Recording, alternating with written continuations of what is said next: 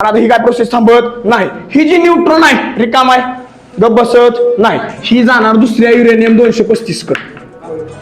ही पण जाणार कोणाकडे? युरेनियम 235 कडे. ही पण कोणाकडे जाणार? युरेनियम 235. बरोबर का? युरेनियम 235 कडे प्रत्येक न्यूट्रॉन गेला.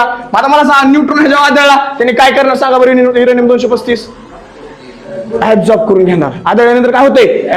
ऍब्झॉर्ब केला की युरेनियम 235 चं काय होणार? युरेनियम 236. आणि युरेनियम 236 जी तयार झाला ती स्टेबल आहे का अनस्टेबल आहे? आधी कसा होता? न्यूट्रॉननी त्याला काय केलं?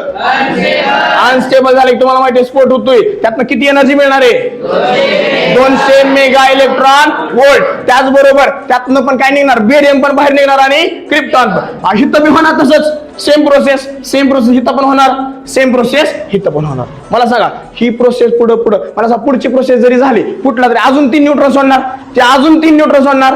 प्रत्येक न्यूट्रॉन कळतंय का तुम्हाला? ही जी प्रोसेस आहे ही थांबणारी प्रोसेस आहे का सांगा बरं? ही साखळी चालू झाली आहे. साखळी म्हणजेच कुठली रिएक्शन आहे? ही चेन रिएक्शन. आपण पुढचं काय केलंय का? आपण फक्त पहिल्यांदा एक काम केलं. न्यूट्रॉन काय केलं त्याच्यावरती? बंबार्ड केलता. काय केलता? बंबार्ड म्हणजेच काय केलता? आदळला होता. कोणावरती? युरेनियम 235 वरती. आणि ही जी आता बघितलं तुम्ही सगळं, ह्यालाच काय म्हणायचं तुम्ही? Nuclear fission. न्यूक्लिअर फिजनला दुसरं नाव काय म्हणायचं इथं? Chain reaction. काय झालं कळलं सगळ्यांना?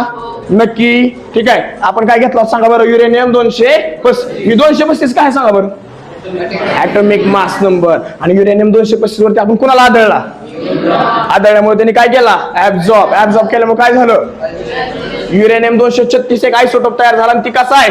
अनस्टेबल असल्यामुळे ते काय झाला? फुटल्यामुळे किती एनर्जी बाहेर पडली? मग आता मला सांगा, ज्या वेळेस पुढे सगळे प्रोसेस सेमच होणार आहे. ज्या वेळेस युरेनियम 236 फुटल त्या वेळेस किती एनर्जी बाहेर पडणार?